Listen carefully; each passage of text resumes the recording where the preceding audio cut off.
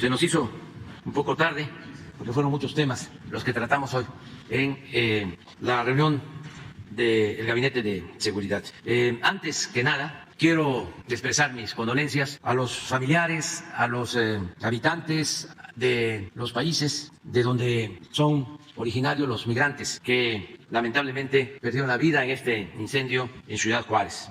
Mi más profundo pésame a familiares, a nuestros hermanos venezolanos, guatemaltecos, salvadoreños, ecuatorianos, colombianos y a los gobiernos de estos países. Informarles que se están haciendo todas las investigaciones para conocer lo que realmente sucedió. Hay versiones, tenemos ya una información preliminar, pero queremos tener todos los elementos para informar, si es posible hoy mismo, informar sobre lo que sucedió en la versión del gobierno que represento. Sin embargo, estoy solicitando a la Fiscalía General de la República que, como es su deber y su facultad, continúe con la investigación judicial para que se emita una resolución, se actúe, se finquen responsabilidades y que no haya impunidad, que se aclare bien quiénes fueron los responsables y que se finquen de manera específica las responsabilidades y se castigue de conformidad con la ley a quienes hayan causado esta dolorosa tragedia. Entonces vamos a estarles informando y de ninguna manera vamos a ocultar los hechos, no vamos nosotros de ninguna manera a actuar en forma injusta ante esto que es tan doloroso, tan triste para nosotros. Entonces eso era lo que quería primero decirles. Y vamos a tener posiblemente hoy por la tarde la secretaria de Seguridad Pública, Rosa Isela Rodríguez, ya va a dar un informe en una conferencia de prensa aquí con ustedes. Y la Fiscalía también en su momento va a actuar. La Comisión de Derechos Humanos también está haciendo su trabajo de manera independiente, en forma autónoma, y no hay ningún propósito de ocultar los hechos, ningún propósito de proteger a nadie. No se permite en nuestro gobierno la violación de derechos humanos, ni se permite la impunidad. Sí, esa es la primera versión que tenemos, pero vamos a esperar a que hoy informe Rosa Isela. ¿A qué hora sería la conferencia? Ya les van a avisar. O sea, yo sé que ustedes están muy interesados en esto, ¿no? Más que por el dolor que les puede causar por el amarillismo. Es lo mismo que tú tienes. O sea, pero vamos... No, por eso. Vamos a tener toda la información hoy. Se les va a entregar, se va a hacer una rueda de prensa, eso es lo que les estoy diciendo. O sea, y ahora, pues lo más triste pues es transmitir pesar y cuidar que los heridos graves sean atendidos, salvar vidas. Eso lo vamos a resolver a partir de la investigación. O sea, es que pues ustedes quisieran, ¿de qué periódico es tú? Sí, pues, ustedes lo que quisieran es que se actuara de manera sumaria. Y tenemos que conocer realmente lo que sucedió. Hay versiones y existe para eso la Fiscalía, que es autónoma y va a llevar a cabo la investigación. Lo planteo esto porque estoy viendo lo de las redes sociales, todos nuestros adversarios y la mayoría de los medios de información que están en contra de nosotros. Sí, tiene sus causas en que pues la gente se ve en la necesidad de emigrar para buscarse la vida en donde hay oportunidades. Eso ya lo hemos planteado durante mucho tiempo. Hay constancia he escrito a los presidentes de Estados Unidos, al presidente Trump sobre este asunto. Dominio público mi postura y he hecho lo mismo con el presidente Biden. Y nosotros estamos haciendo bastante de acuerdo a nuestras posibilidades. Estamos invirtiendo en Centroamérica para atemperar, para tratar de detener el flujo migratorio y siempre estamos hablando de que hay que atender las causas, que la gente no abandona a sus pueblos, no abandona a sus familias, no corre riesgos por gusto, sino por necesidad y que hay que atender las causas. Siempre hemos estado planteando eso y lo vamos a seguir haciendo.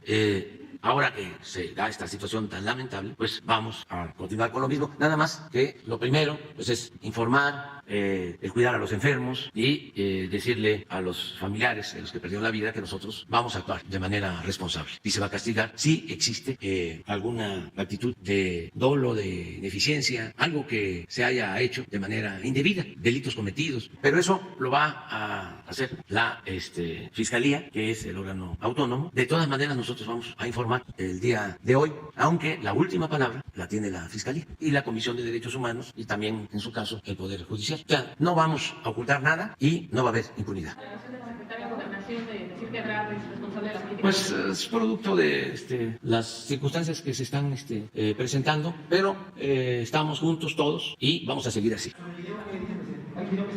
Sí, hay ese video, sobre eso se va a hablar hoy, va a informar la secretaria de Seguridad. No vamos a ocultar nada, no somos iguales pues a los que fabricaban delitos, ocultaban las cosas, torturaban para que se culparan gentes, algunos inocentes. Ya no es el tiempo de los gobiernos autoritarios que se padecieron en México, cuando la mayoría de los medios que ustedes representan, con todo respeto, guardaban silencio y no les importaban los derechos humanos. Y ahora, como son temporadas de sopilotes, ahora son los campeones del amarillismo, del sensacionalismo, trafican con el dolor humano. Y no es por justicia, sino porque están deseosos de regresar por sus fueros para seguir robando, como lo hacían políticos corruptos, traficantes de influencia, dueños de medios de información, periodistas famosos, etcétera, etcétera, etcétera. Entonces, vamos a seguir atendiendo todos los problemas que se presentan y tenemos, pues, de nuestra parte, la ventaja de contar con autoridad moral y con autoridad política. ¿Cuántas víctimas son en realidad? ¿Nos han manejado cuántos cifras? Sí, hoy en la tarde se va a informar bien. Ayer se hablaba de 40, hoy el informe que están entregando de 38. Por eso en la tarde se va a informar.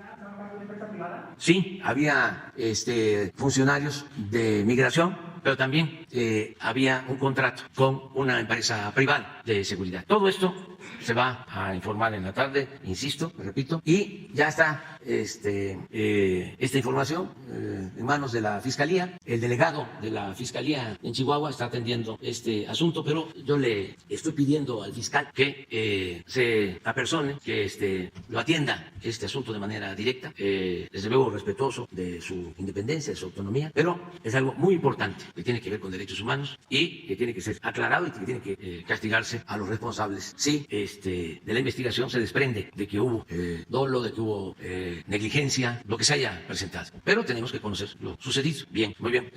Ahora sí vamos, tenemos el informe. Hoy miércoles quedamos en que cada 15 días vamos a informar sobre programas de bienestar y también hoy miércoles es el quién es quién en las mentiras de la semana. Entonces vamos, si les parece, primero con los programas para el bienestar, es informarle a la gente porque esto ayuda mucho. La mañanera se ve en todo el país y que la gente sepa qué se está haciendo y como ya la mayoría de los mexicanos recibe apoyos, cuando menos un apoyo por hogar, el 70% de las familias están siendo atendidas por los programas de bienestar, pues que sepan qué está pasando con el programa de adultos mayores, si ya se entregó el bimestre de enero o febrero, cuándo se va a entregar el próximo, o sea, toda la información que es muy importante. Entonces comenzamos y luego también, bueno, ya lo dije, es Elizabeth sobre quién es quién en las mentiras de la semana, pero vamos primero con bienestar. Buenos días, con el permiso del señor presidente, vamos a informar sobre los programas y pensiones de la Secretaría de Bienestar. Gracias, señor. En el programa de adulto mayor, la pensión para el bienestar de los adultos mayores está ya entregando a 11.239.000 derechohabientes de todo el país 4.800 pesos bimestrales. Este bimestre de marzo-abril ya ha sido cubierto y el próximo será en el mes de mayo. La inversión social anual de este programa es de 339.341 millones de pesos. Adelante. Respecto a la pensión para personas con discapacidad, 1.284.000 derechohabientes ya reciben esta pensión. Hay que recordar que las dos pensiones ya son un derecho constitucional. Ya 14 estados han firmado los convenios para hacer universal esta pensión en el 2022 y ya tenemos el convenio para firmar con otros 6 estados para llegar a 20 estados en este año. La inversión social anual de este programa son 26.577 millones de pesos. Adelante. En el programa de apoyo para terapias de rehabilitación e inclusión de manera gratuita, que es un convenio con la Fundación Teletón, estamos atendiendo a 22.530 niñas y niños con discapacidad y hemos otorgado 919.606 terapias de rehabilitación de manera gratuita con una inversión de 800 millones de pesos. Adelante. Respecto al programa de apoyo a madres trabajadoras, estamos atendiendo a 247.000 niñas y niños menores de 3 años que reciben un apoyo para su cuidado de manera bimestral. La inversión social anual de este programa son 2.926 millones de pesos. Y estamos en una estrategia general de cambio y entrega de tarjetas nuevas. Del periodo de diciembre, enero, febrero y marzo hemos entregado 3.4 millones de tarjetas a nuevos derechohabientes y a derechohabientes que tenían una tarjeta en otro banco. De tal manera que ya en los programas de la Secretaría de Bienestar, 7.007.000 derechohabientes y beneficiarios ya cuentan con una tarjeta del Banco del Bienestar. Es cuanto.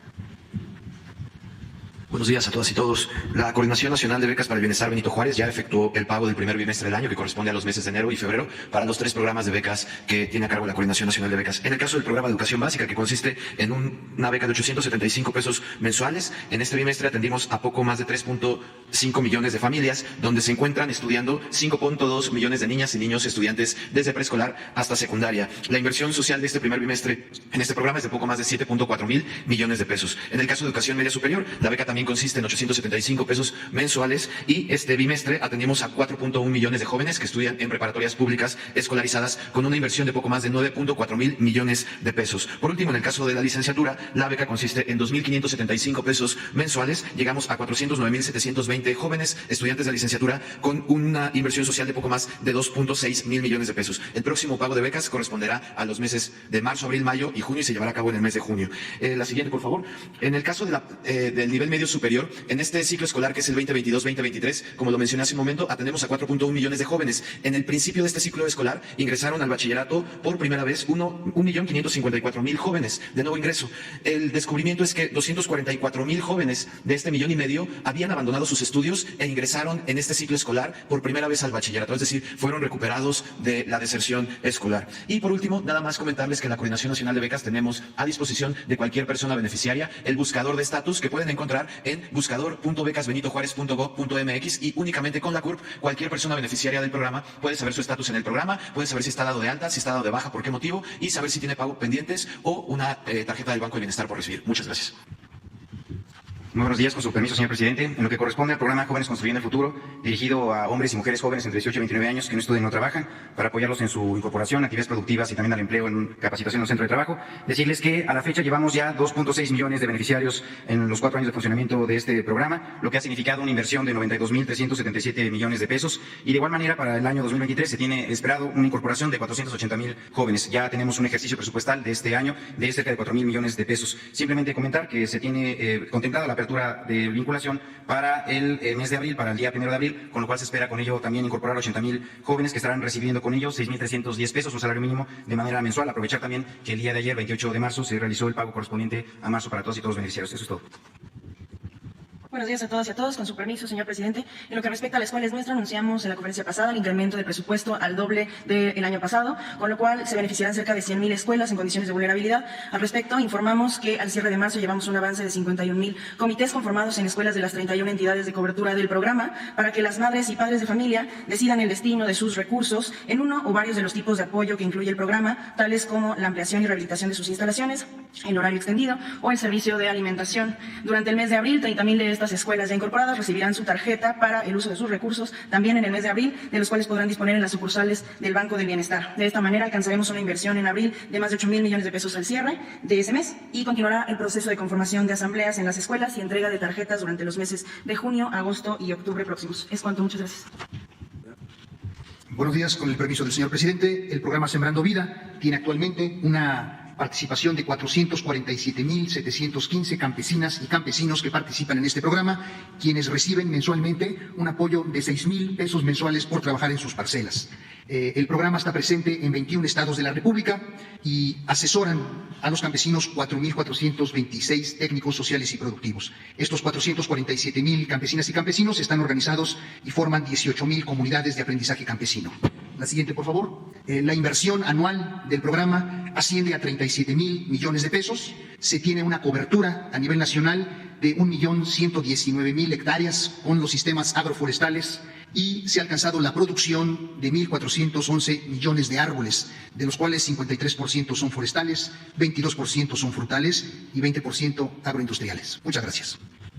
Con su permiso, señor presidente, buenos días a todos, a todas. Con lo que respecta al programa Producción para el Bienestar, antes Procampo, se apoya a 2 millones de pequeños productores para aumentar la producción para el autoconsumo y avanzar hacia la autosuficiencia alimentaria. A la fecha, el 21 de marzo se les depositó su apoyo productivo a 957.467 pequeños productores con un monto de 6.479 millones de pesos. Para el mes de mayo se les depositará a 1.100.000 productores, el monto equivalente a 7.500 millones de pesos a los 16 estados restantes. Por lo que hace el programa Fertilizantes para el Bienestar, a la fecha se les ha entregado el fertilizante a 75.112 productores, se les ha entregado fertilizante a 166.884 productores, y al mes de julio próximo se les estará entregando el fertilizante gratuito a 1.8 millones de productores. Por lo que hace el programa Bien Pesca, se entregará a 200.000 pequeños pescadores al mes de julio el apoyo de 7.800 pesos por un monto total de 1.560.000 millones de pesos. Muchas gracias.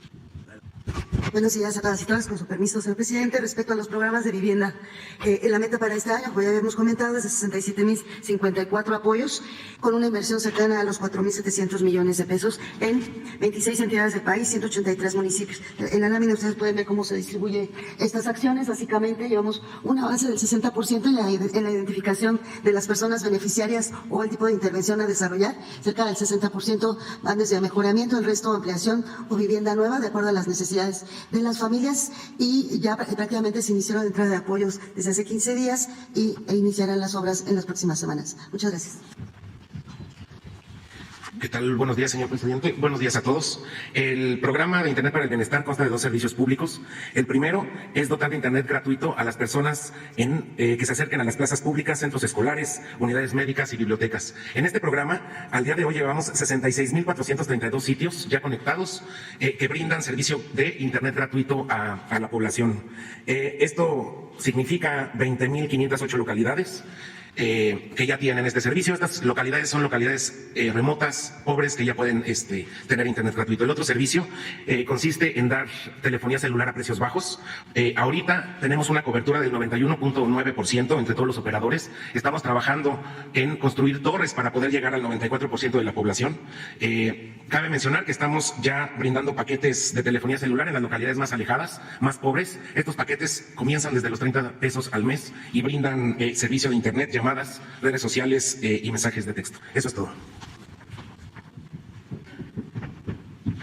Buenos días, señor presidente. Buenos días a todas y a todos. Telecom, como ustedes saben, desde el 21 de octubre del año pasado cambió de denominación a Financiera para el Bienestar. Financiera para el Bienestar no solamente sigue cubriendo todos los servicios que ya tenía, sino que tiene 3 nuevos retos. Primero, potenciar las remesas. Segundo, la colocación de créditos a micronegocios. Y tercero, promover el ahorro popular. En el tema de las remesas internacionales tenemos grandes ventajas que queremos que conozcan. Primero, la amplia cobertura. Como ustedes saben, tenemos 1.700 sucursales operando en todo el país, sobre todo en aquellas comunidades alejadas, vulnerables, pobres, que es donde más remesas se reciben. Segundo, no se cobra un solo peso de comisión al recibir la remesa acá en México, y por lo tanto van a recibir más pesos por sus dólares. Y para los paisanas que nos están viendo también allá en Estados Unidos, que sepan que la manera más sencilla de mandar su remesa es acudir a cualquiera de las tienditas, ir con su cheque, ir con efectivo y decir quiero, a través de cualquiera de las remesadoras. Tenemos convenio con 40 remesadoras con más de 200,000 agencias, y decir quiero que mi dinero llegue a las oficinas, a las sucursales de Telecom, ahora Financiera para el Bienestar. ¿Cuáles son nuestros retos? Abaratar, disminuir el costo de las remesas en el corto plazo y brindar mayor seguridad en el envío. Muchísimas gracias.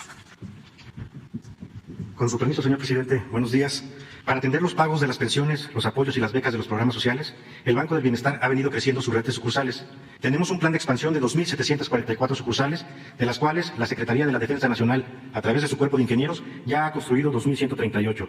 De estas sucursales construidas, hemos puesto en operación 1.217 nuevas sucursales a lo largo del año pasado y en lo que va del 2023. Al día de hoy, contamos ya con una cobertura total de 1.652 sucursales bancarias distribuidas a lo largo y ancho del país. Tenemos presencia ya en 1.342 localidades de 1.098 municipios en las 32 entidades federativas. Ello nos permite brindar un mejor servicio a todos los beneficiarios de los programas sociales. Muchas gracias. Con su permiso, presidente. En suma, más de 25 millones de beneficiarios recibirán apoyos este año, con una inversión histórica de 600,000 millones de pesos, de la cual, a la fecha, ya hemos ejercido cerca del 30%. De las 35 millones de viviendas que hay en el país, 71% reciben por lo menos un programa para el bienestar. Gracias. Con su permiso, señor presidente. Buenos días a todas, a todos. Hoy es 29 de marzo de 2023. Esta es la sección ¿Quiénes quieren las mentiras de la semana? Vamos a comenzar. Revista MX miente sobre becas Benito Juárez. El día 24 de marzo de 2023, la revista MX publicó una nota titulada ¿Y dónde quedaron las becas Benito Juárez? SEP desconoce destino de 1.658 millones de pesos, en la cual se afirma que existen irregularidades en la rendición de cuentas por becas que no se cobraron y que, según MX, no se conoce si se reintegró a la hacienda pública. Todo esto no es cierto. La Coordinación Nacional de Becas para el Bienestar Benito Juárez informó que tras una auditoría del programa realizada en el año 2022, se realizaron diversas observaciones, que son las que engañosamente presenta MX. Sin embargo, estas dudas ya se resolvieron, ya fueron solventadas, están comprobados todos los movimientos. Y MX no dice la verdad.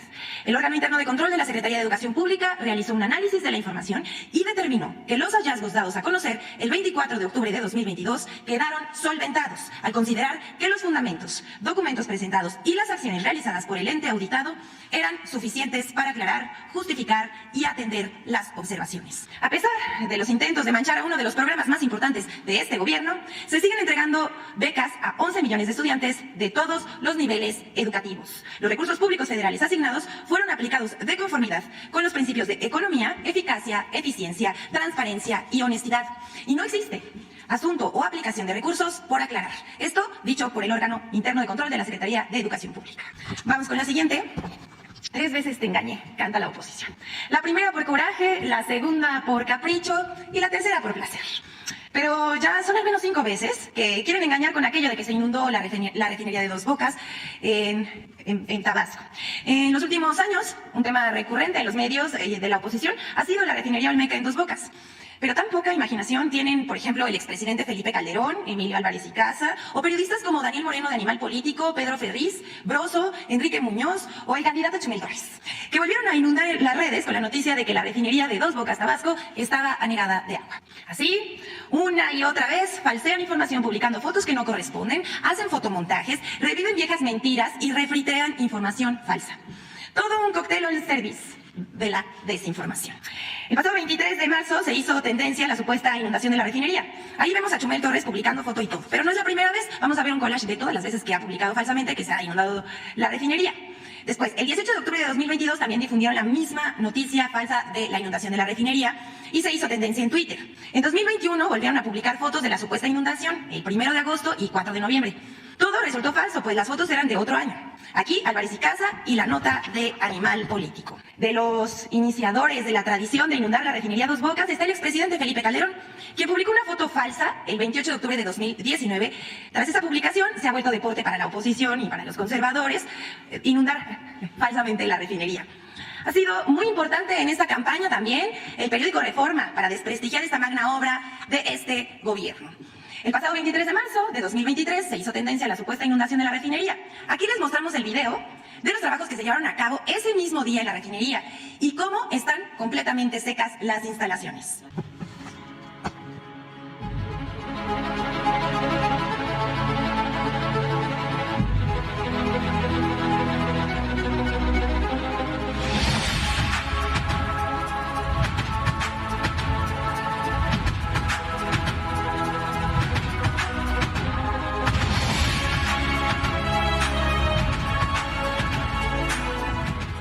Seguimos trabajando, no importa cuando vean o lean eso.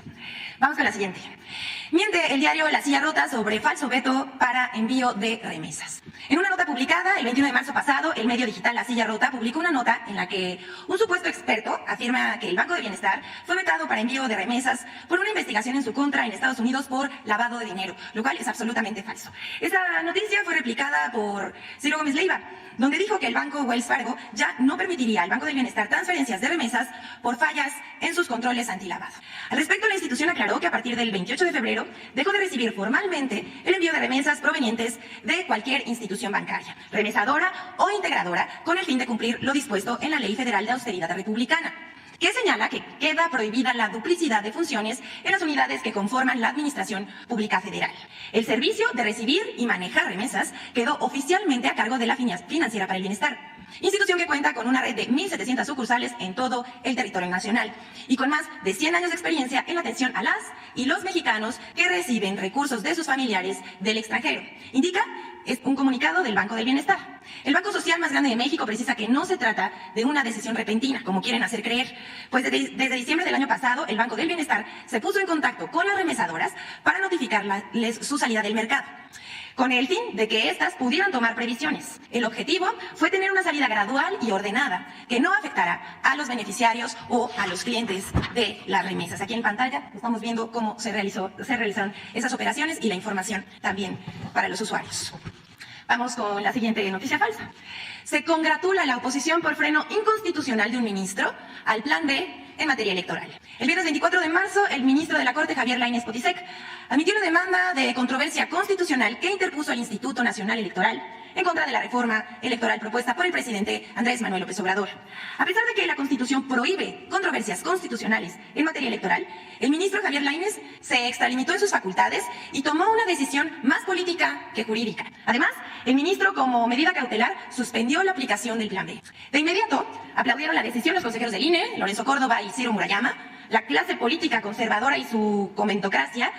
Los medios hicieron cobertura de la suspensión del Plan B celebrando. Así es como Leo Zuckerman, Pascal Beltrán del Río, Latinos en Voz de Ciro Murayama, Sergio Sarmiento, Catón, escribieron columnas para justificar la pifia del ministro. Leo Zuckerman escribió en su columna para Excelsior: hay que festejarlo. A menudo nos concentramos en la impudicia de un gobierno que quiere desmantelar la democracia liberal y soslayamos que no ha podido hacerlo gracias a una combinación de movilizaciones ciudadanas y el funcionamiento de instituciones que se toman en serio su papel como contrapeso del Ejecutivo. Pero Zuckerman no dice que esto que está diciendo no tiene sentido porque no tiene que ver con la reforma electoral, que es para bajarle el sueldo a la burocracia dorada del INE y reducir el costo de las elecciones, que en México son una de las más caras del mundo. Catón, por su parte, él ya de plano no presentó argumentos. ¿Para qué? Solo lanzó insultos y descalificaciones al presidente. Escuchen lo que escribe. Berrean entonces iracundos y hacen rabietas y pataletas al modo de los niños malcriados. El destino natural del Plan B es el bote de la basura, por ilegal, por antidemocrático e irracional. Desde aquí le decimos, serénese, señor Catón, un poco de humor le falta. Ese es el tono de los comentarios y análisis sobre la decisión del ministro Lainez Potisek. Pero hay muchos más, solo hace falta abrir un periódico para ver todas las descalificaciones y las mentiras que publican. Y por último, les vamos a compartir la colaboración semanal que hacemos con Infodemia sobre las mentiras en torno a la reforma electoral o llamado Plan B. En redes sociales y medios de comunicación se ha reemprendido una campaña de desinformación en contra de las reformas a leyes secundarias electorales, conocido como el Plan B, con 3 ejes falsos. 1. Es falso que el Plan B fue suspendido definitivamente por la Suprema Corte de Justicia. Comentaristas y usuarios de redes sociales han publicado desinformación que asegura que las reformas a las leyes secundarias en materia electoral fueron desactivadas o suspendidas definitivamente, para crear la falsa percepción de que los cambios no serán aplicados.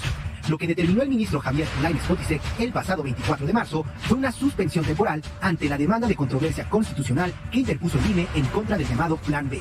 A pesar de que la Constitución señala en su artículo 105 y en la ley reglamentaria de ese artículo que son improcedentes las controversias constitucionales en materia electoral. 2. Es falso que el gobierno de México tiene un plan para apoderarse del Instituto Nacional Electoral, INE. Comentaristas, políticos y actores de la oposición aseguraron que existe un supuesto plan C para tomar el control del INE a través de la elección de los 4 nuevos consejeros del instituto. Aseguran falsamente que este plan se echó a andar desde que Morena tomó el control del Comité Técnico de Evaluación de la Cámara de Diputados, encargado de realizar los trabajos de elección de 4 consejeros del INE. Descalifican el proceso de selección, los exámenes y las entrevistas realizadas por el comité.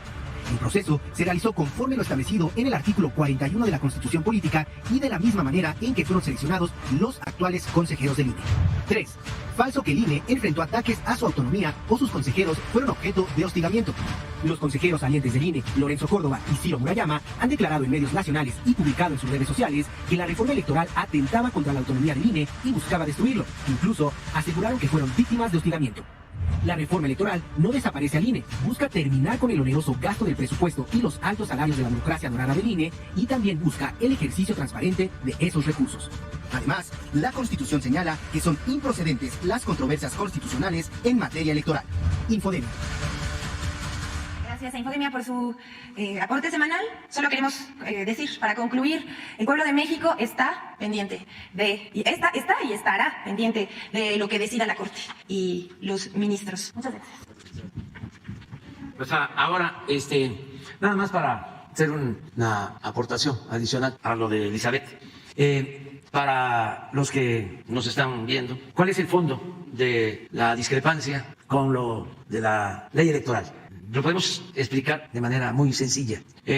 Se aprobó una ley de austeridad republicana, a partir del principio juarista de que el funcionario tenía que aprender a vivir en la justa medianía, y que no puede haber gobierno rico con pueblo pobre. Entonces se planteó la reducción de los salarios, que eran muy elevados, de los altos funcionarios públicos, y también se quitaron otros privilegios para la alta burocracia, como por ejemplo el servicio médico privado, que ya lo hemos dicho en otras ocasiones, llevaba a que un servidor público podía hacerse una cirugía plástica a costillas del erario, con el presupuesto público, con el dinero del pueblo. Esto significaba un presupuesto anual del orden de 6.000 millones de pesos. Se eliminó.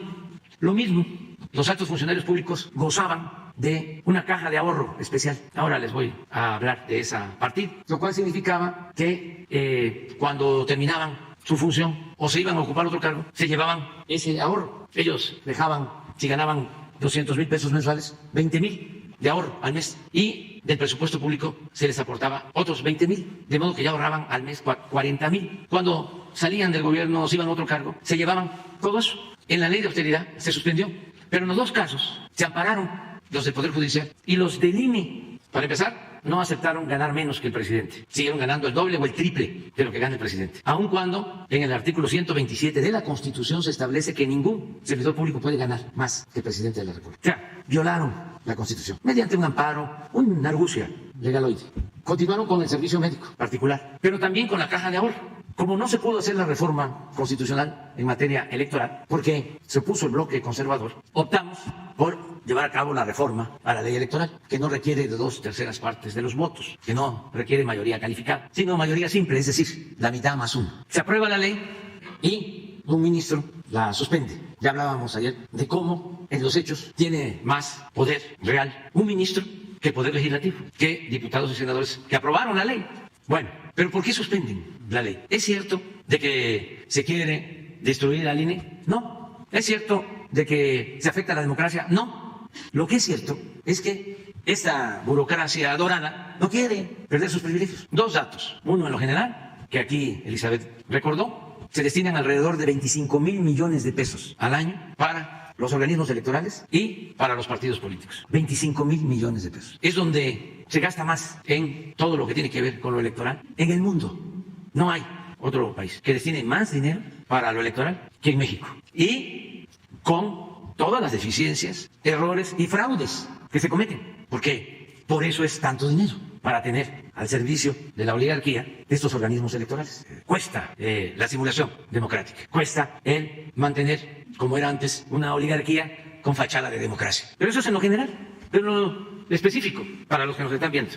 Está por terminar el presidente del Consejo del INE y otros consejeros. Se van a llevar por ese fondo de ahorro y otros privilegios en su liquidación más de 10 millones de pesos cada uno.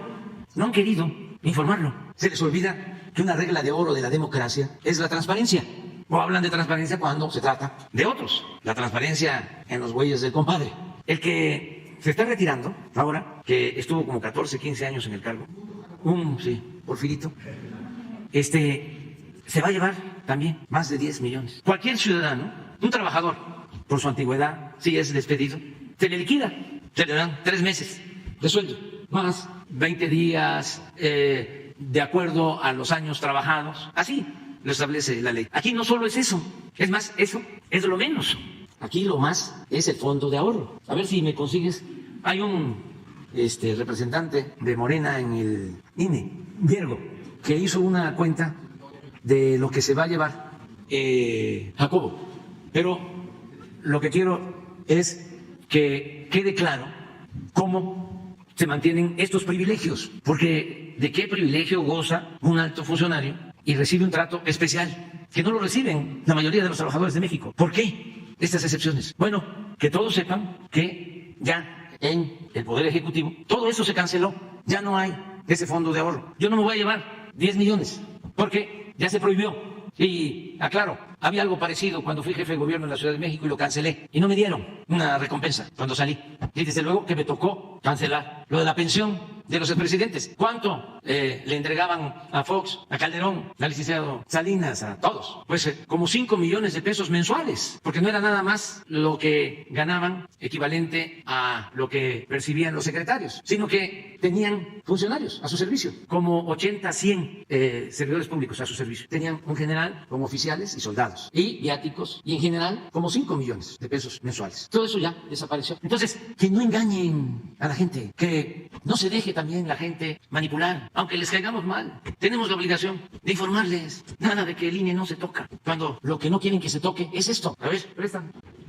Miren, este es el finiquito, compensación por término de la relación laboral. Esto es lo que los trabajadores en general reciben o tienen derecho, desde luego, en la proporción de su salario. Como aquí los salarios son altos, pues es 40 días de aguinaldo por año, vacaciones 20 días por año, prima vacacional. Pero esto que está en la ley electoral, pues tiene un importe neto, este es el importe bruto, pero ya con descuento, de 82 mil pesos. Luego está por 14 años, este es el caso del señor Jacobo, la compensación. Importe 3 meses de salario, 20 días de salario por cada año de trabajo. Miren, a pesar de que el sueldo es alto, en total nada más 2.242.000. Claro que esto un trabajador no lo ve nunca, pero al final el total de finiquito, vamos a decir, laboral, por 14 años o más de estar ahí, bruto 3.269.000. Ya con descuentos, 2.325.000 se va a llevar por esto. Es bastante, porque son 14, 15 años y con sueldos elevados. Pero no se compara, y eso es lo que quiero dejar de manifiesto, con el seguro de separación individualizado. Así se llama este privilegio. Seguro de separación individualizado. Esto es lo que se canceló cuando llegué a la presidencia y se mantuvo en la Suprema Corte de Justicia y en los llamados organismos autónomos que se ampararon o que utilizaron argucias, como crear fideicomisos. El Poder Judicial tiene en fideicomisos oscuros, no transparentes, 20.000 millones de pesos. El Poder Judicial. Bueno, miren lo que significa este seguro. Seguro de separación individualizado. Aportación patronal.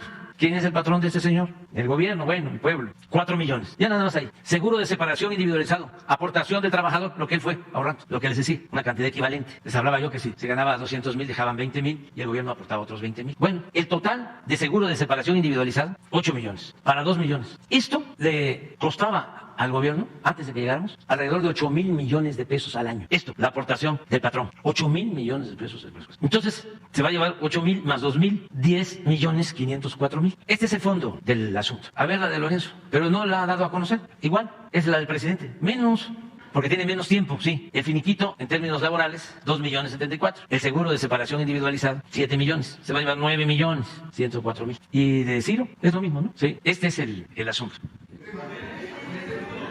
Quedamos en que el número 46. Y luego está Susana. Y luego nos vamos. O sea, tenemos tiempo, ¿eh? Y hoy tengo ganas.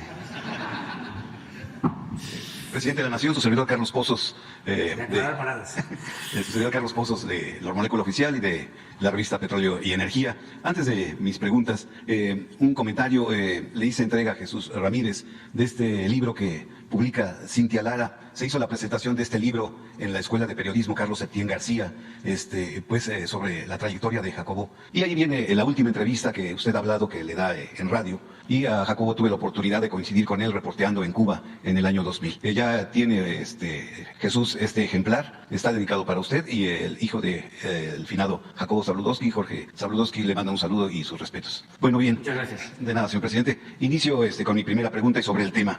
Presidente, en sus últimas patadas de ahogado, faltándole 7 días para que deje la presidencia del INE el próximo martes 4 de abril, Lorenzo Córdoba se atreve a retar declarando que a golpes de jurisprudencia, con ciudadanos e instituciones, seguirá defendiendo la democracia frente a los vientos de regresión que soplan en México.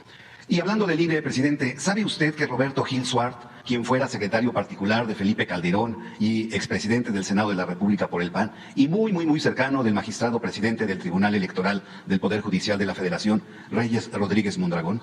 Fíjese que en un escrito presentado por la consejera Carla Humphrey, le pidió al magistrado Reyes que deje de intervenir en la resolución que dictó el tribunal el pasado miércoles 15 de marzo, donde la deja fuera de la posibilidad de participar en la búsqueda de la presidencia del INE. Relata la consejera Carla que Roberto Gil Suart fue su esposo y luego de su divorcio en 3 ocasiones intervino con el apoyo del magistrado Reyes para impedirle la designación en el Consejo General del INE y en la Sala Superior del Tribunal Electoral. La consejera Humphrey explica cómo Gil Suárez ha sido superior jerárquico del magistrado Reyes Rodríguez Mondragón en los cargos tales como en la Dirección General Adjunta de la Oficina de la Subsecretaría de Gobierno en el año 2010 con Felipe Calderón, también como coordinador de asesores en la Secretaría Particular de la Presidencia de la República en 2011 con Felipe Calderón y en la Secretaría Técnica de la Comisión de Justicia del Senado de la República de los años 2012 al 2013. Presidente, la pregunta de esta exposición se deriva, ¿cómo interpreta usted una posible injerencia de un connotado panista y exsecretario particular de Felipe Calderón, el señor Roberto Gil Suárez, en el proceso de renovación de consejerías electorales en el INE y el bloqueo a la paridad? Y en ese mismo sentido, presidente, preguntarle que si con la salida de Lorenzo Córdoba Vianello y con la renuncia de Edmundo Jacobo,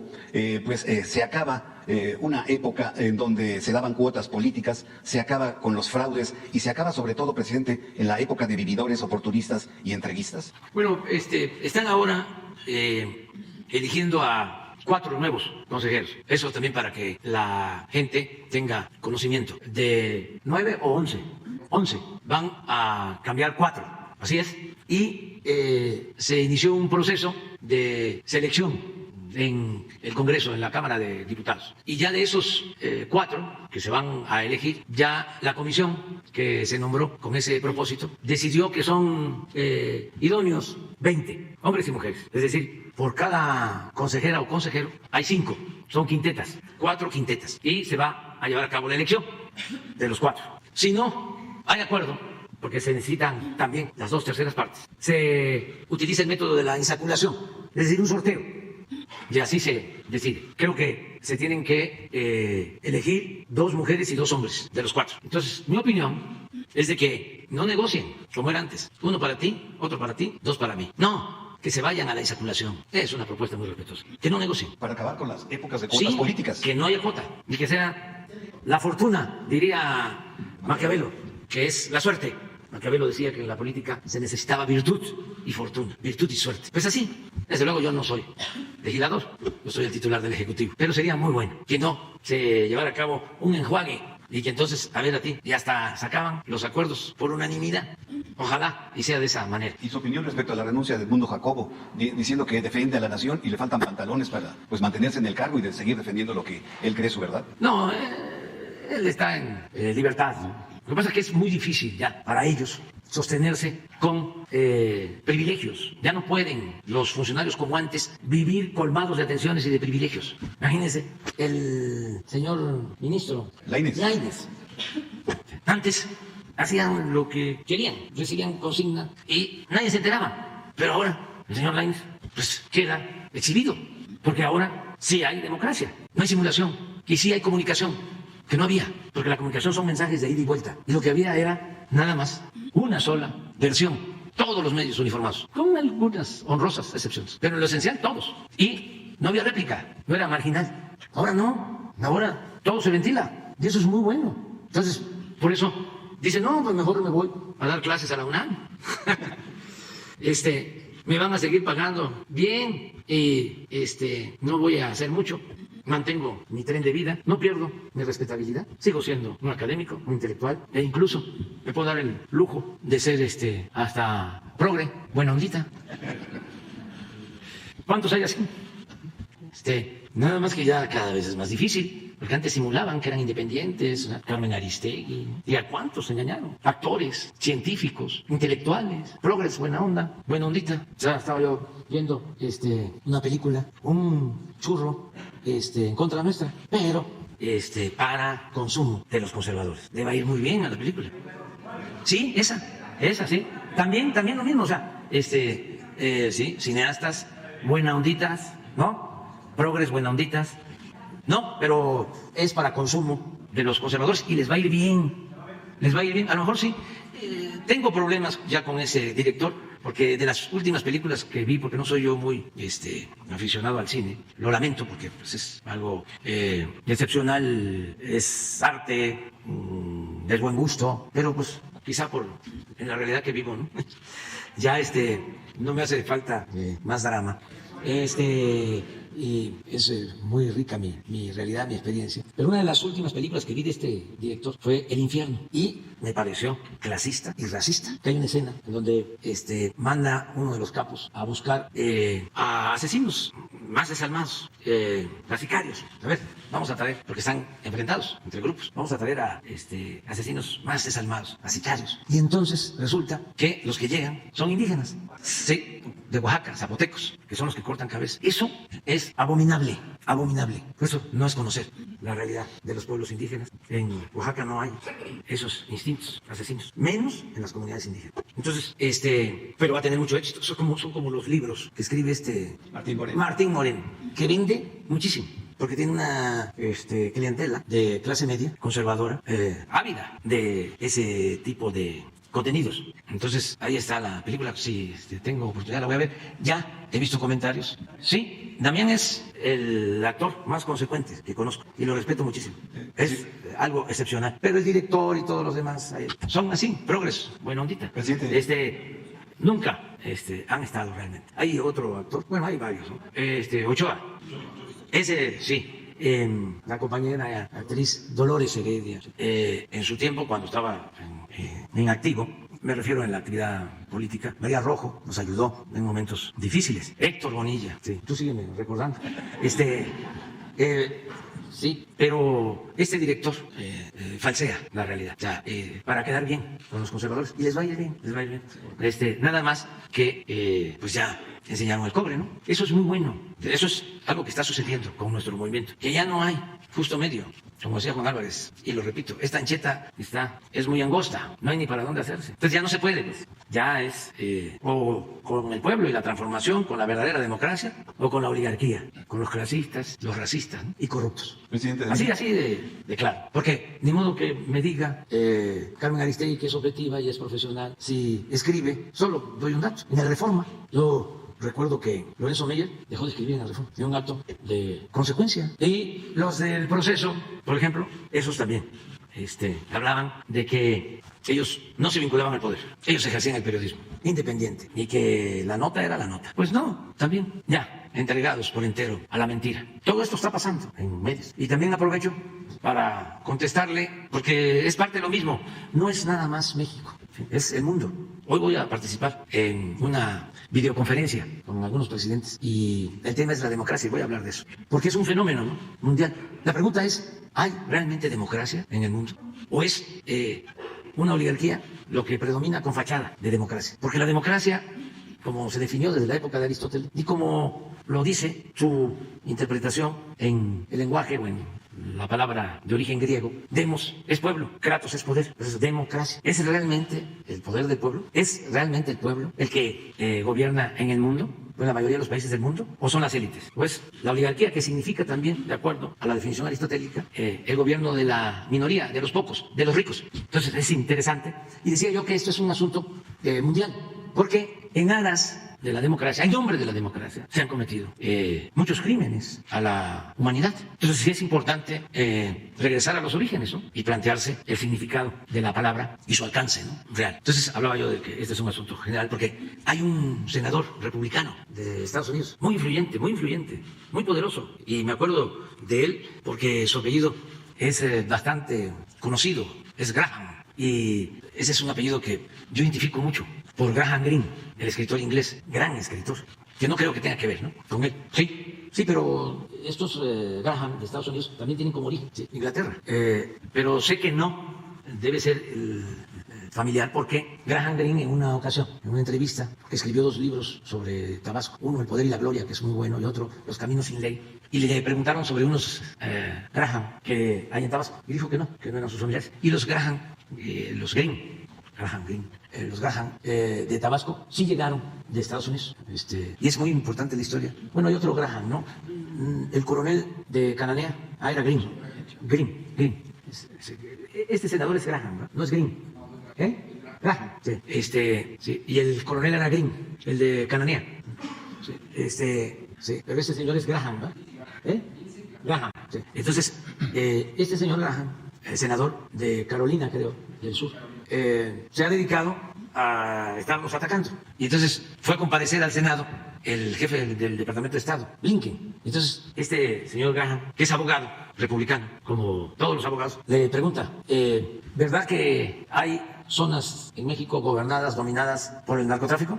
¿Sí o no? ¿Ya ven cómo dicen los abogados? Que diga el acusado si es cierto o no. Entonces, así lo interrogó. Y entonces, Blinken le dice, ¿no? Porque pues no se quieren pelear entre ellos, aunque Blinken es demócrata, pero pues llevan muy buenas relaciones. Además es un senador muy influyente, muy poderoso. Y entonces Blinken le dice, sí hay zonas, ¿no?, en donde gobierna el narco, donde no puede entrar el gobierno de la República. Entonces le dijo que sí. O sea, mintió, porque no es cierto.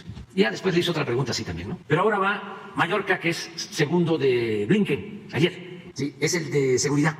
Y lo mismo, que diga, ¿no?, el acusado, porque los ponen ahí como en una silla para interrogarlos, en un banquillo de los acusados. Porque yo aquí dije que no era cierto.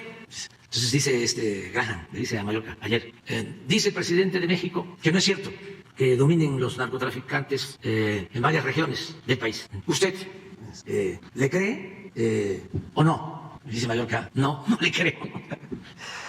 Entonces sí, dominan los narcotraficantes en varias regiones del país. Sí. Ya le hace otra pregunta, ya le dice, bueno, ¿y es un gobierno confiable para establecer relaciones? Y ya Mallorca le dijo que sí, y Blinken también, que estábamos trabajando juntos y todo. Pero yo le quiero hacer una pregunta, o dos o tres, al senador, porque es buena la polémica, ¿no? Yo sostengo que yo como presidente, cualquier persona puede ir a cualquier parte del territorio nacional. Y sí hay riesgos en unas regiones más que en otras, en unas ciudades más que otras, pero la vida se mantiene inalterable en todo el país. Pero yo le quiero hacer una pregunta, porque independientemente de las fronteras, y ya que estamos tratando el tema, que además es un asunto de interés para los dos pueblos, las dos naciones, yo quisiera preguntarle que me diga sí o no. ¿Sí se consume fentanilo en Estados Unidos? ¿Sí o no? La siguiente pregunta es, ¿quién distribuye el fentanilo en Estados Unidos? O mejor, si hay capos, si hay...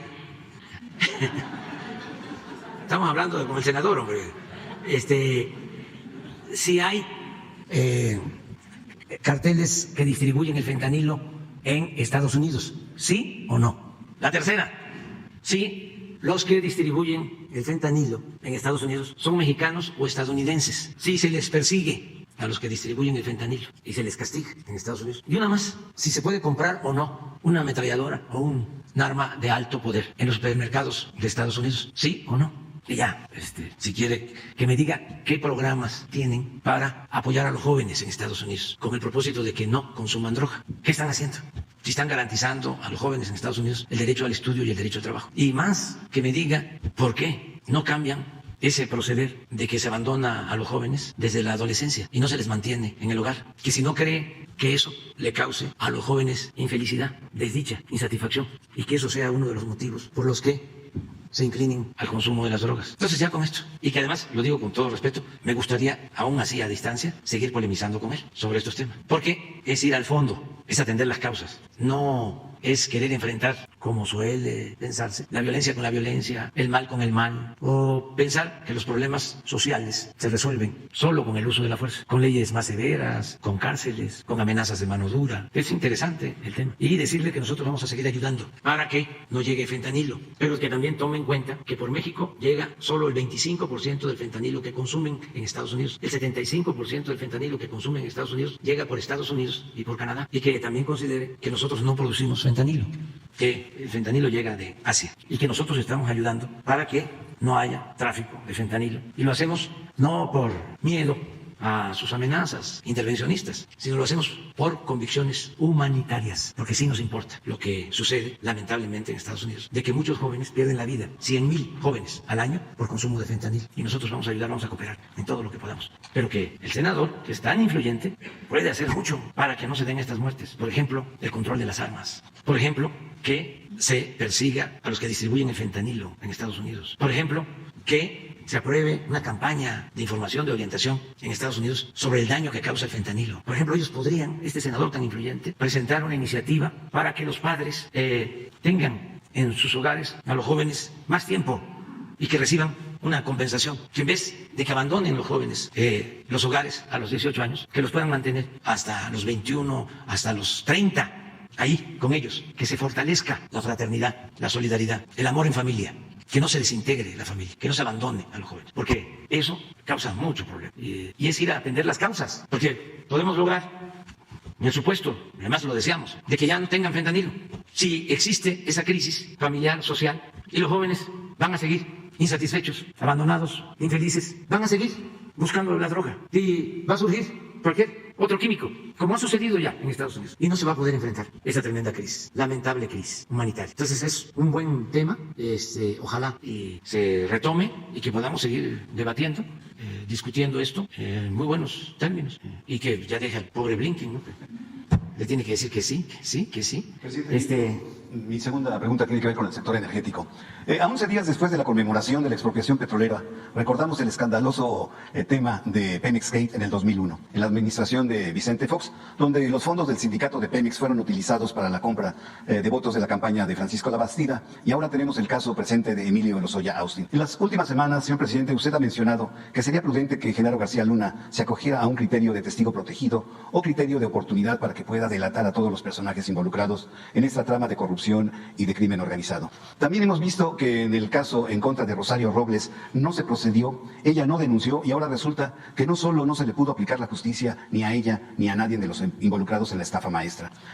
Como le dije, por otro lado está el caso de Emilio Lozoya, quien ha colaborado y ha presentado denuncias que involucran al más alto nivel del poder, y no hay nadie en la cárcel hasta el momento, señor presidente. Él presentó evidencias y pruebas y en lugar de ello no se le ha dado el criterio que la FGR le ha negado. Por otra parte, presidente, en el tema de Odebrecht y agronitrogenados, Lozoya y su familia indicaron que han aceptado pagar la repatriación del daño o reparación del daño que han calculado las instituciones del Estado en base a peritajes y además van a contar con la cooperación de Emilio Lozoya. Según mis fuentes, señor presidente, la propuesta de reparación del daño ya fue aceptada por el Consejo de Administración de Pemex, así como por la UIF y la propia Fiscalía General de la República. Presidente, el pasado lunes 13 de marzo, la mamá de Emilio Lozoya dio lectura a una carta dirigida a usted, en donde le recuerda que en varias mañaneras usted llamó a Lozoya valiente por haber denunciado a estos funcionarios que incurrieron en sobornos para lograr la reforma energética. Hay una percepción, señor presidente, que la FGR ya tiene pocas pruebas en contra de Lozoya y pudiese perderse el caso como con Rosario Robles, y se corre el riesgo pues de dejar de contar con la colaboración de este exfuncionario de Pemex y que el dinero que aceptó pagar pues lo regrese. La pregunta es, señor presidente, ¿por qué no se protege y asegura con la declaración de Lozoya, y por qué no se ha firmado un acuerdo para recuperar estos dineros que ascienden más de 200,000 millones de pesos? Y si la firma de estos acuerdos oficializa judicialmente el poder proceder en contra de todos los involucrados, incluyendo al expresidente Enrique Peña Nieto, a Luis de Videgaray Caso, a José Antonio González Anaya y al mismo Ricardo Anaya, ¿por qué no se sigue adelante en este caso, señor presidente? Bueno, mire, es importante que haya testigos protegidos, o como se les llame, y que si ellos participan, colaboran, dan información, pues la autoridad pueda reducirles las penas, y también que esto vaya acompañado con la reparación del daño, es decir, con el dinero que se sustrajo ilegalmente del presupuesto. Son las dos cosas, ¿no? La reparación del daño y que aporten más información para que otros involucrados también devuelvan lo robado. En los casos que se están tratando, pues ese es el criterio que aplica la Fiscalía. En lo de García Luna hay que esperar, porque hasta junio viene la sentencia definitiva y él puede hablar. Por eso andan nerviosos. Ayer estaba yo leyendo una declaración del expresidente Fox diciendo de que pues prácticamente que García Luna era inocente y que le habían fabricado los delitos y que los testigos eran pura gente de poca credibilidad, delincuentes les llaman. Ayer creo, allá en Estados Unidos, ya defendiendo a García Luna. Calderón también lo está haciendo, o sea, de manera menos abierta, más cuidadoso, pero sí está diciendo de que él esperaba, ¿no?, que se presentaran pruebas y que no se presentaron. Entonces, hay que ver qué dice García Luna. Él tiene la posibilidad, no solo de hablar para que le reduzcan las penas, sino de ayudar. Ahora sí que, como diría el clásico, haya sido como haya sido, que contribuya para que no se repitan esos hechos, ¿no?, tan deleznables, vergonzosos, de que el gobierno se pone al servicio de la delincuencia. Entonces él podría contar cómo operaba con su grupo y a quién informaba y con quién se ponía de acuerdo del gobierno de Estados Unidos, con qué agencias. Sería pues un aporte histórico, nos ayudaría mucho. Ya no solo a nuestra generación, sino a las generaciones futuras. Es un gran servicio para purificar la vida pública, para que no se repitan estas cosas. Y esa es una manera de hacer justicia. Entonces, ese es el caso de García Luna. Vamos a esperar a ver qué resuelve. En el caso de Lozoya, pues lo que yo tengo entendido es que no quiere pues pagar la reparación del daño, o con lo que está ofreciendo, creo que $10 millones para todo lo que significó su participación como director de Pemex en muchísimas actividades ilícitas que él mismo ha revelado, como por ejemplo el que entregó dinero a legisladores del PAN para que aprobaran la reforma energética. Eso es importantísimo también. Qué bueno que lo recuerdas, porque a veces se olvida, porque estos asuntos no se tratan en los medios de información en México. Pero él reveló de que habían entregado dinero de Pemex a los legisladores. Es más, hasta dio la lista para que se aprobara la reforma energética. Y ahí la Fiscalía pues tiene que informar de cómo va la investigación. Yo lo que creo es que las dos cosas son importantes: la reparación del daño y el ampliar la declaración. Es decir, el contribuir a informar sobre quiénes participaron en toda esta operación, ¿no?, de corrupción. Pero son las dos cosas, porque imagínense, $10 millones son $200 millones de pesos para todo lo que significó. No sé, yo creo que eso es lo que hace que la Fiscalía, porque el señor de agronitrogenado, yo ayer me camuqué también así como tú, no supe decir una palabra, este señor sí va a devolver $200 millones. Creo que ya lleva como 70 o 100. O sea, mañana les puedo informar. Pero 200 a 10. Digo, son cosas distintas y yo no soy el indicado para decir cuánto es el daño, ¿no? Hay autoridades para eso en la Fiscalía, pero es de sentido común, es de juicio práctico. Entonces, creo que eso es lo que está deteniendo, lo de el pago para la reparación del daño. Pero bueno, ya nos escucharon en la Fiscalía. Bueno, a ver qué resulta. Finalmente... Y no hay nada personal, ni contra Salinas, ni contra Fox, ni contra Calderón, ni contra Claudio Pérez González, ni contra nadie. O sea, ni Ricardo Anaya, ni... Yo no odio, y no es mi fuerte la venganza. Por eso tengo mi conciencia tranquila. Rapidísimo, finalmente, presidente, son dos preguntas. ¿Me permitiría hacer una pregunta internacional? ¿Una qué? Pregunta internacional. Sí. Sé que son dos preguntas, pero abusaría por hacerlo. Una tercera. Ándale. Bueno. Ya nada más va a quedar ella, porque me están esperando. El presidente, usted ha dicho que México y Perú tienen un pasado común y mucha cultura desde antes de la llegada de los españoles. Ante los recientes sucesos de violencia registrados en Perú, Dina Boluarte, en su discurso frontal hacia usted, retiró a su embajador en nuestro país y deja la relación a niveles solo de encargados comerciales. Boluarte, presidente, prepara a la población para que acuda a las urnas los próximos, me parece que en el mes de abril. Le recuerdo que con su autorización, el 9 de mayo del 2019, le cedí la palabra a Ricardo Belno Casinelli. Él es colega periodista y expresidente municipal de Lima. Mi pregunta sería, señor presidente, ¿qué opina usted que Ricardo Belno Casinelli, busque la presidencia del Perú por el partido Obras y si le permitiría estar nuevamente en este espacio de comunicación al colega periodista? Y en este mismo sentido, preguntarle, presidente, ¿cuándo y cómo se entregará por parte de México la presidencia pro tempore de la Alianza del Pacífico a la República del Perú? Gracias por su respuesta. Lo último, ahora va a haber una reunión, vamos a tener una videoconferencia con el presidente de Chile, con el presidente de Colombia y con otros presidentes, pero yo voy a aprovechar ahí para hacerles un planteamiento, a ver si llegamos a un acuerdo con el presidente de Chile, el presidente Boric, el presidente Petro de Colombia y nosotros, porque son 4 países, y el Perú, para ver qué hacemos.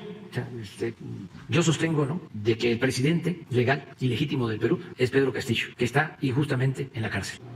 Sí, lo están acusando, bueno, desde que entró lo empezaron a acusar, y lo tienen en la cárcel. Pero yo sostengo que él es el presidente legal y legítimo y que padeció de un golpe de Estado de quienes dominan en el Perú, la llamada clase política del Perú, defensora de intereses económicos de las grandes corporaciones nacionales y extranjeras, con un añadido que es el que más me indigna, me molesta: el racismo. No aceptan a Pedro Castillo porque es serrano, porque es indígena. Es lamentable que esto siga sucediendo en estos tiempos, en el mundo, que no solo es el Perú, así fue también lo de Bolivia, independientemente de los intereses, todo eso acompañado, aderezado del racismo. Y así en varias partes. Bueno, aquí, que se va, que estudió doctorado, un doctorado, no sé dónde, en el extranjero, el del INE. ¿Dónde? En Turín, Italia. Racista, demostrado. Es un asunto profundo de desprecio a los pueblos originarios. ¿Permitiría que Ricardo Belmont asistiera a este? Sí, que venga, aquí no hay problema. Todos los que quieran, tú lo invitas, nada más se ponen de acuerdo. Sí. Presidente, buenos días a todos. Susana Carreño, de Canal 44, Radio Universidad de Guadalajara y Foro Nacional de Periodistas. Al inicio de este mes de marzo, Estados Unidos impuso sanciones económicas a 8 empresas mexicanas por estafar a ciudadanos estadounidenses en cuestiones que tienen que ver con el tiempo compartido y que tienen que ver también con el tema inmobiliario. De acuerdo, y así lo apunta a ciudadanos estadounidenses, lo afirma Andrea Gacki, directora de la Oficina de Control de Bienes Extranjeros y también la Oficina del Tesoro, comenta sobre este caso en particular. De esas 8 empresas que tenemos los nombres, de esas 8 empresas mexicanas, 5 están en Puerto Vallarta, 3 en Guadalajara, que tienen que ver con estos fraudes, tiempo compartido, con la cuestión inmobiliaria, que son los temas que he traído aquí.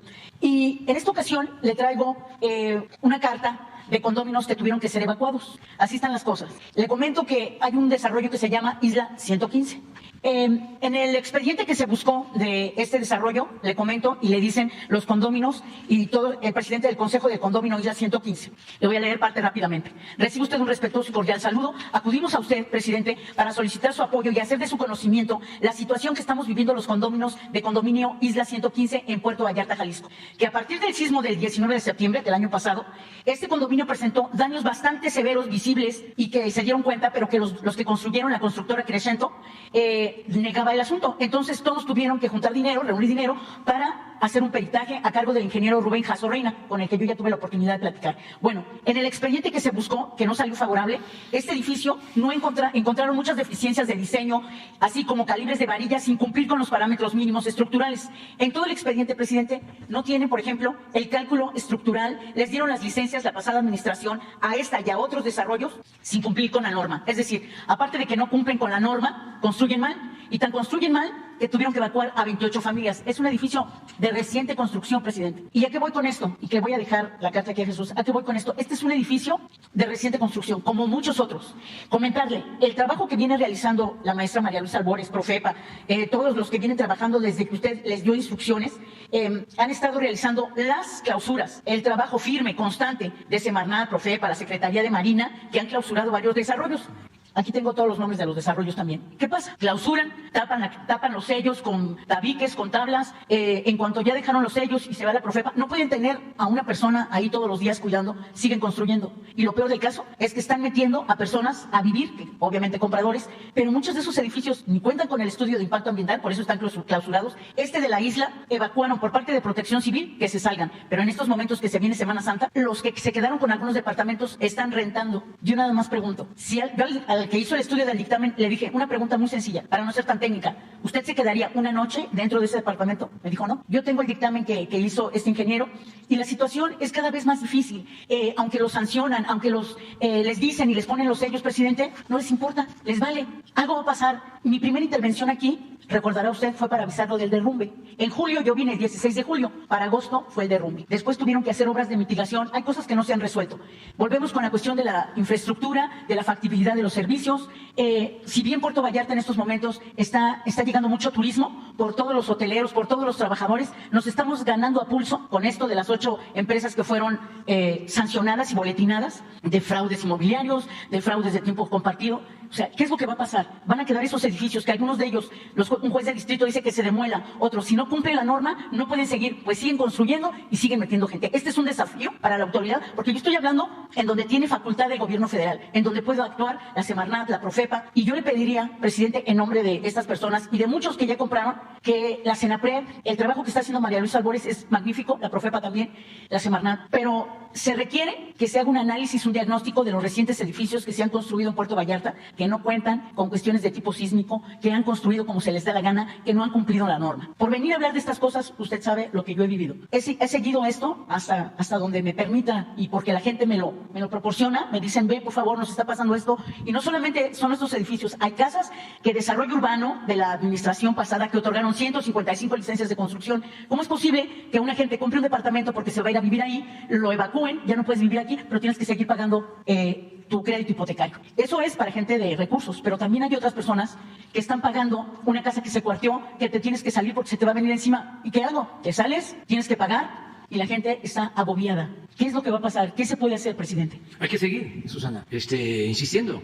Tenemos casos en Acapulco, y en otras partes. Y los estamos atendiendo y se va avanzando. Y desde luego no es un asunto fácil, es muy complicado, porque están acostumbrados a actuar con prepotencia, de manera impune. Pero hay que seguir adelante. En este caso hay que pedirle a María Luisa que lo atienda y que se apoye en la Procuraduría y si es necesario y legal en la Guardia Nacional. Estamos defendiendo ahora el Parque Jaguar en Tulum.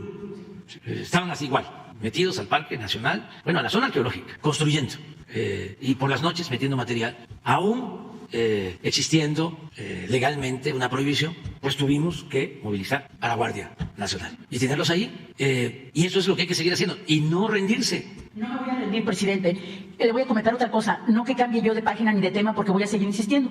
Pero esto con Jesús y María Luisa y continuar. Muy bien. Ahora le voy a tener otro tema. Tengo muchos de periodismo de investigación, pero ahí va uno. Hay unos anexos en Puerto Vallarta y en Bahía de Banderas, a donde se llevan a las personas con adicciones. Pero hubo un momento en que había jóvenes desaparecidos. Estos anexos en Puerto Vallarta y en Bahía de Banderas levantaban muchachos a fuerza, los privaban de su libertad y luego le pedían dinero a su familia para que pues los soltaran. Uno de ellos se pudo escapar. Y gracias a ese joven que escapó de ese anexo en un descuido, él llevó la lista de todos los que estaban adentro contra de su voluntad y que no eran adictos, sino era para pedir dinero. Bien. En Jalisco, la gente iba a la fiscalía, en la delegación de la fiscalía duramos casi 1 año y medio sin delegado de la fiscalía del estado de Jalisco.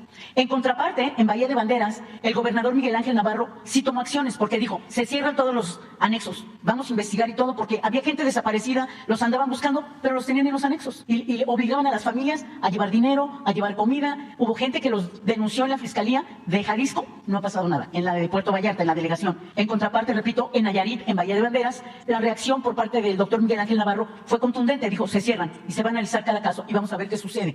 Entonces, tiene que entrar la Secretaría de Salud, la COFEPRIS, no sé cuántas autoridades más tengan que entrar a esos anexos a ver que viven en hacinamiento, a que tienen a gente privada de su libertad. Y finalmente, presidente, yo he llevado los pasos sobre mi caso, que lo lleve la Fiscalía del Estado de Jalisco. A 8 meses no hay nada, no hay ningún avance. Yo sé que si esto hubiera ocurrido aquí en la Ciudad de México, a lo mejor ni hubiera ocurrido tampoco, pero las cosas se hubieran movido de otra manera. En Jalisco, la impunidad prevalece.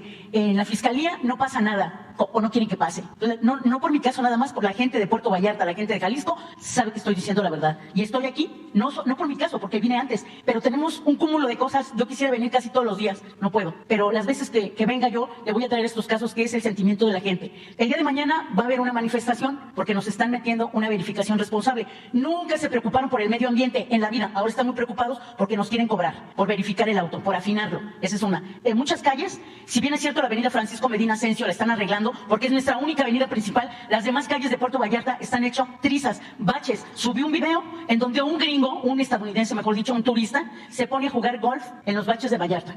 Entonces, va a haber el puente Federación, nos estamos colapsando, se van a arreglar los baches. De pronto son tantos temas, presidente, pero ahora sí que necesitamos que nos apoye con los diferentes programas y que, bueno, platique con el presidente municipal también, ¿no? Sí, lo vamos a seguir haciendo. Y en el caso que te atañe en tu asunto, si quieres, ya sé que lo estás planteando por todos, no solo por ti, eso ya es sabido, pero si quieres en tu caso, para que haya más tranquilidad, ¿no? Porque tú tienes la desconfianza y es normal que esto suceda. Bueno, porque tienes diferencias con el gobierno de Jalisco. Estamos hablando en plata, ¿no? Sí. Bueno, entonces nosotros podríamos de manera respetuosa y amigable, ¿sí?, hacer un trámite para que se atraiga tu asunto y lo investigue la Fiscalía General de la República. Muy bien. ¿Estás de acuerdo? Sí, presidente, y nada más quiero hacer un comentario con lo que usted dice, diferencias. Antes de yo venir a la mañanera, antes venía a la conferencia, yo agoté todo. Primero en el municipio, me di cuenta que estaban haciendo sus licencias de manera ilegal. Le hablé al gobernador, ¿cuándo vas a Puerto Vallarta? Mira, está pasando esto. Sí, le entró y le salió y no me atendió. Entonces vine aquí, ya que me vio aquí, me dijo, ya te vi muy activa en las mañaneras. Entonces, ¿qué hago? ¿Me quedo sentada, me callo? No es mi estilo. No. Por eso estoy aquí. Pero te va a respetar, estoy seguro. Sí, sí, nunca me ha faltado respeto. Sí. Entonces vamos de manera amigable a buscar eso. ¿Te parece? Sí, claro que sí. Y ya para irme decirle, vine al tianguis turístico, precioso, qué bueno que salió, fabuloso el trabajo que hizo Miguel Torruco, y dije, bueno, y desde luego Claudia Sheinbaum, dije, bueno, pues me voy al cine, ¿no? Por la tarde a ver qué tal está la película. La sala vacía. Éramos 3 personas en la sala viendo la película. Buen actor, Damián, Alcázar, todos los actores, Ana Martín, todos los que participaron. Pero ¿sabe qué? A la mitad de la película yo me quería salir. Ahorita se lo digo, ni pierde el tiempo. Gracias. Bueno, ya, vámonos a desayunar. Adiós, adiós. Al mediodía por la tarde. Hoy. No me gusta decir mucho eso de hoy.